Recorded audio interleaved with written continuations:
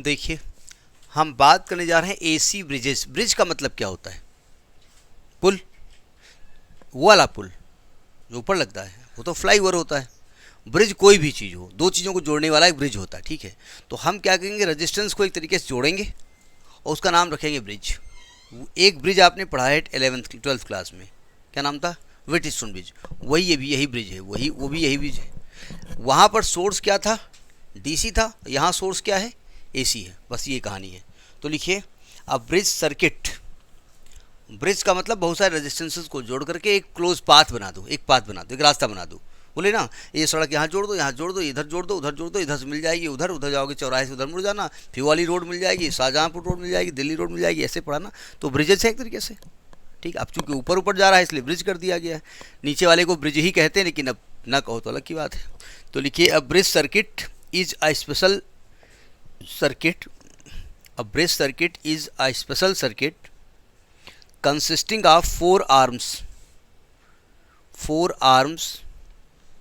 and four nodes। nodes होता है जिन points पे वो सर्किट जुड़ता है, and four nodes। हमने एसी ब्रिज नहीं बोला है, हमने ब्रिज सर्किट बताया है। तो लिखिए, in electronics there are two types of bridges. In electronics there are two types of bridges. देखो, एक तो यहाँ पर एक डीसी ब्रिज होगा, डीसी ब्रिज होगा, और ये एक होगा एसी ब्रिज, एसी ब्रिज होगा। कुल मिलाकर के रेजिस्टेंस से जोड़े गए हैं। जिनका सोर्स डीसी होगा वो डीसी ब्रिज है। तो लिखेंगे, यहाँ पर नंबर 1 में डीसी ब्रिज में जो होता है डीसी सप्लाई होती है। यहाँ पर डीसी सप्लाई होती है, डीसी जानते हो ना। और यहाँ पर नंबर 1 में एसी सप्लाई होती है। ये मैं इंट्रोडक्शन बता रहा हूँ क्या होता है, ठीक है।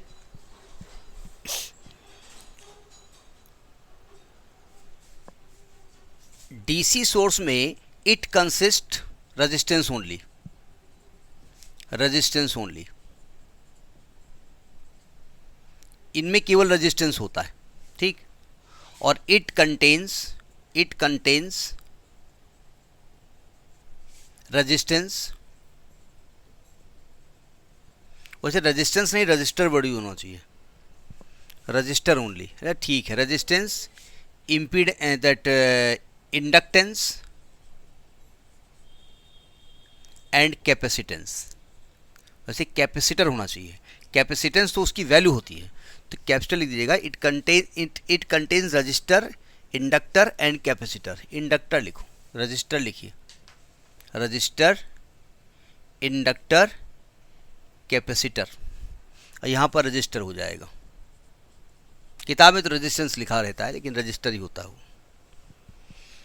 अब आप कहेंगे क्यों भाई, अगर यहाँ पर हम रजिस्टर की में इंडक्टर लगा दें क्या दिक्कत है? कोई दिक्कत नहीं है। देखिए, अगर आप कोई डीसी सप्लाई है और रास्ते में कोई कॉइल जोड़ दीजिएगा, तो कॉइल अपना कॉइलत तो नहीं दिखाएगी। कॉइलत जानते हो ना, हिंदी नहीं जानते हो, मतलब कॉइल पना। कॉइल का करेक्टर क्या होता है? करंट को अपोज करना है, तो यहाँ कोई अपोज नहीं करेगी वो। जैसे कुछ टीचरों को होता है, जैसे क्लास में आएंगे तो घुसड़ेंगे जरूर, वो खड़े हो जाओ, मुर्गा बन जाओ। अरे बड़े सीधे हैं तो। कुछ आज बड़ा चेंज आया है लगा, आज मार नहीं रहे, पीट नहीं, अभी तो लोग मारते पीटते नहीं, पहले की बात कर रहे हैं। तो ये करंट को भेज देगी, क्योंकि कॉइल तभी कोई अपोज करती है जब कोई चेंज होता है, और यहाँ पर एक कॉन्स्टेंट करंट सप्लाई होती है। तो यहाँ पर इंडक्टर अगर लगा भी दोगे, कोई कॉइल लगा भी दोगे, तो रजिस्टर तरह बिहेव करेगी, ठीक है। अगर आपने यहाँ पर कैपेसिटर लगा दिया, तो कैपेसिटर साहब तो और हैं, ये अपने को चार्ज कर लेंगे, अपना जेब भरेंगे, ला अपना जेब भर लेंगे, ठीक है। जैसे हमारे यहाँ एक मंत्री हैं, नाम नहीं लेंगे, तो ये कहा गया कि वो उन्होंने नौकरी छोड़ दी, फिर फैक्ट्री खोल दी। अब कल्पना करिए कि जो आईएएस में हैं, आईएएस की नौकरी छोड़ दी और फैक्ट्री खोल ली। कहाँ से फैक्ट्री खोली? कितना पैसा उनके पास आ गया होगा?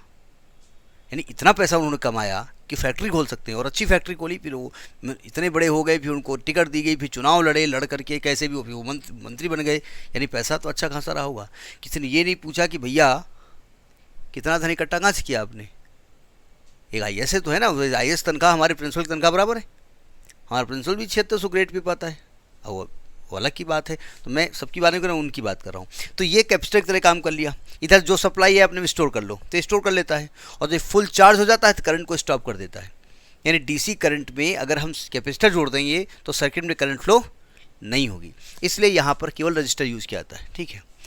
एसी में हम फ्लो कर सकते हैं, तो एसी में इंडक्टर भी होता है, हो सकता है रजिस्टर भी हो सकता है, और कैपेसिटर हो सकता है, उनका मिक्स भी हो सकता है, ठीक है।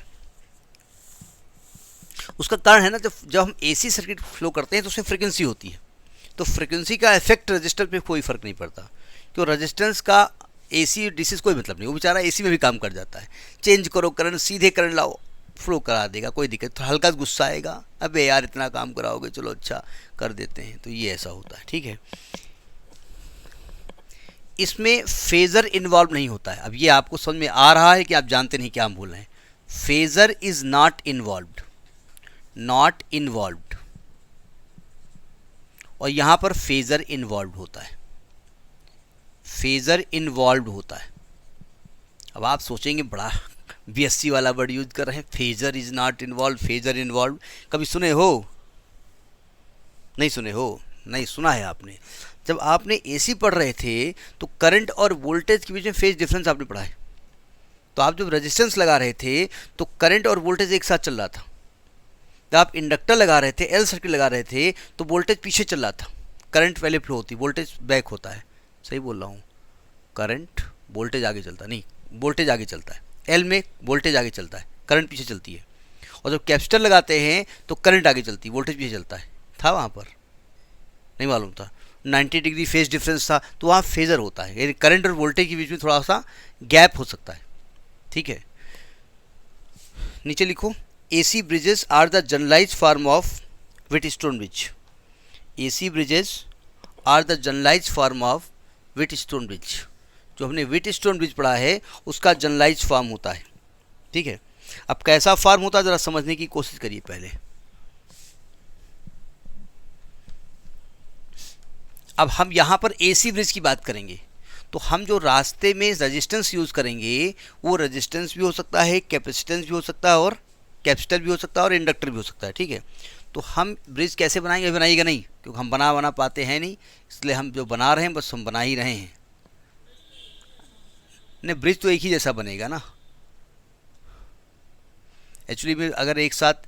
तो हम यहाँ पर लगाएंगे एक इम्पीडेंस, याद है इम्पीडेंस हमने पढ़ा है, मतलब ये रजिस्टर भी हो सकता है, ये कैपेसिटर भी हो सकता है, ये इंडक्टर भी हो सकता है, इनका मिक्सिंग भी हो सकती है, मतलब उनका मिक्सिंग भी हो सकती है। मतलब इसमें आर, इस वाली आर्म में दोनों हो सकते हैं लगे हों, ठीक है। ये Z1 है, ये Z2 है, नाम कुछ भी दे दो, ये Z3 है, ये Z4 है। इस प्रकार से हमने 4 रेजिस्टेंस को जोड़ा है, ठीक है। A, B, C, T। इसके बाद क्या करेंगे? इस ब्रांच में, यानी अब इसके अंदर तो हम ऐसे खींचना पड़ेगा डायगोनल में, तो हम बाहर से ऐसे मिला देते हैं, एक AC सोर्स लगा देते हैं, ये AC सोर्स है, ठीक। और यहाँ पर हम एक डिटेक्टर लगा देते हैं, डिटेक्टर। ये जो डिटेक्टर है ये गैल्वेनोमीटर भी हो सकता है, लेकिन ज़्यादातर साउंड सोर्स लगाया जाता है। आपने जो पढ़ा है व्हीटस्टोन में, वो जो कि डीसी ब्रिज था, वहाँ पर आपने डिटेक्टर के तौर पर एक गैल्वेनोमीटर लगाया था। वो करंट को डिटेक्ट करता था कि करंट फ्लो होगी कि नहीं फ्लो होगी, ठीक है। डायग्राम समझ में आया? तो AB, BC, CD और DA, इन्हें आर्म्स कहते हैं। यानी AB, इनका इंट्रोडक्शन बताया जा रहा ना, BC, CD एंड DA, ये क्या कहलाती हैं? इनकी आर्म्स कहलाती हैं, ठीक है। और जहाँ पर ये जुड़ रहे हैं, ये जो पॉइंट्स हैं, इन्हें नोड्स कहते हैं। नोड्स नहीं रुपया वाला, nodes. A, B, C, D, ये नोड्स कहलाते हैं।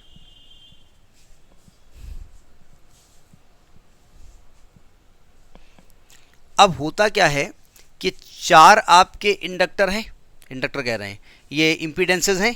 इन इम्पीडेंसेस में से कोई एक अननोन होगा, तो नीचे लिखिएगा आउट ऑफ Z1 इस ये जो Z1 Z2 लिख रहे हो ना, इसका साइज इतना बनाइएगा इसके अंदर आ जाए, नहीं तो बाहर लगा दीजिएगा।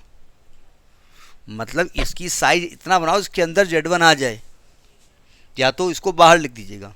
ठीक है, तो लिखिए out of Z1 Z2 Z3 and Z4, out of Z1 Z2 Z3 and Z4 one is unknown, any one is unknown,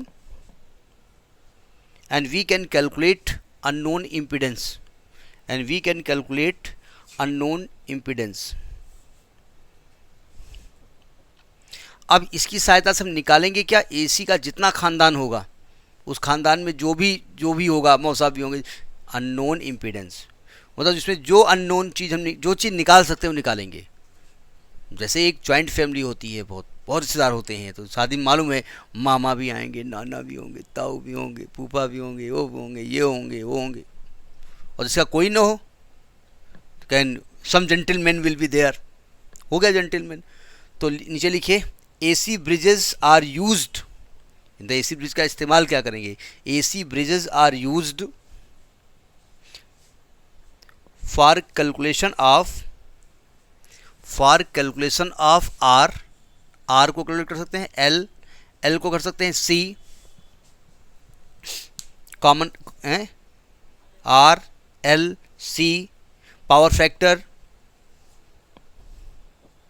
dissipation factor, without using voltmeter and ammeter, मतलब बिना वोल्टमीटर और एमीटर के हम कर सकते हैं। नीचे लिख दो ये भी, here D is called detector, here D is called detector, it may be galvanometer or earphone, headphone, earphone न कहिए, headphone, it may be galvanometer or headphone। यहाँ पर हेडफोन यूज़ किया जाता है, साउंड ना आए। अब साउंड ना आए का मतलब पता चला सुनाई नहीं पड़ रहा है, साउंड आ रही नहीं आ रही है, ठीक है, तो ऐसा नहीं होगा, बड़ा सेंसिटिव होता है, हल्का साउंड आएगा तो दिखा देगा। ठीक है, तो ये आपको हमने बताया कि एसी ब्रिजेज होते क्या है। ठीक, तो इसको कर लीजिएगा।